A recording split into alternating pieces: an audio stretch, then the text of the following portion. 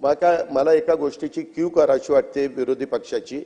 काही विरोधी पक्षाची लोक विकास केव्हा होईल, जर मोठे मोठे रेल्वे लाईन केल्या, मेट्रो केली, विमानतळ केली, पोर्ट बंदर केली, त्याच्यामध्ये नॅशनल हायवे केले, वेगवेगळे प्रकारचे समृद्धी महामार्ग, शक्तीपीठ महामार्ग अशा पद्धतीने केले तर अध्यक्ष महोदय त्या ठिकाणी विकास होईल। आता विकास करायचा म्हटलं तर मला कुणी समोरच्यांनी सांगा की कॉन्ट्रॅक्टर न नेमता ते काम कसं करता येईल।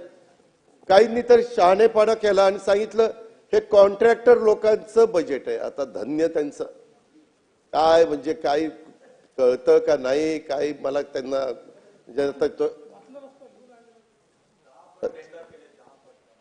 टेंडर 10 पट दिले तर दाखवा ना की बाबा हे टेंडर असं असताना 10 पट दिलंय, आम्ही त्याची चौकशी करू ना। परंतु उगीच काहीतरी कसं काय बरळतात म्हणणार नाही पण बोलतात।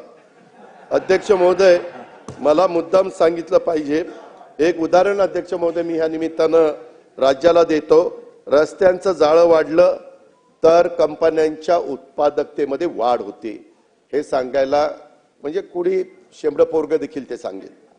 शेतकऱ्यांच्या वाहतुकीवरचा खर्च त्या ठिकाणी अध्यक्ष महोदय कमी होतो, कारण रस्ते चांगले झाले। आता समृद्धी महामार्गावरून अनेक जण जातात, अटल सेतूवरून अनेक जण जातात, वेळेची बचत होते। कितीतरी कोस्टल रोडवरून जातात, बांद्रावरी सिलिंग वरून निघालं तर जिमखाना आपला पोलीस जिमखान्याला आपण 7 मिनिटांमध्ये येतो। कधी कुणी विचार केला होता का? अध्यक्ष महोदय, ह्या गोष्टी कराव्या लागतात काळानुरूप। जशा पद्धतीने लोकसंख्या वाढेल, जशा पद्धतीने लोकांची मागणी येईल, काय साधारण बदल केले पाहिजेत हे विजन तर राज्यकर्त्यांचं असलं पाहिजे अध्यक्ष महोदय, तर राज्य पुढे त्या ठिकाणी जाईल। आणि तशा पद्धतीनं इंधनावरील राज्याचा, देशाच्या परकीय चलनात बचत, राज्याच्या अर्थव्यवस्थेमध्ये अध्यक्ष महोदय वाढ त्या ठिकाणी होते। मी पुढे येणार आहे की आपलं स्थूल उत्पन्न किती वाढलेलं आहे।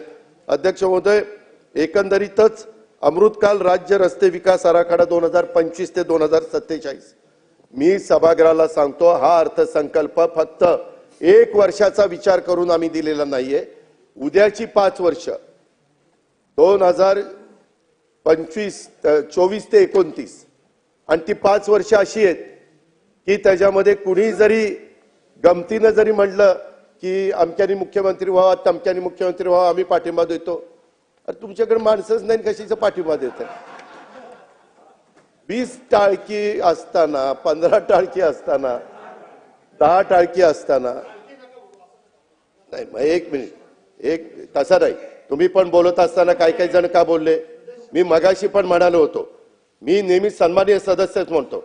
पहिल्यांदा तुम्ही नव्हता, परंतु सन्माननीय सदस्य भास्करराव जाधव आणि मग इतर सगळे सन्माननीय असं म्हणून तेवढं ते सन्माननीय असं नाही।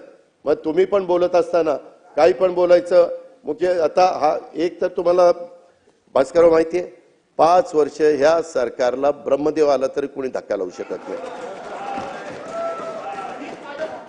मी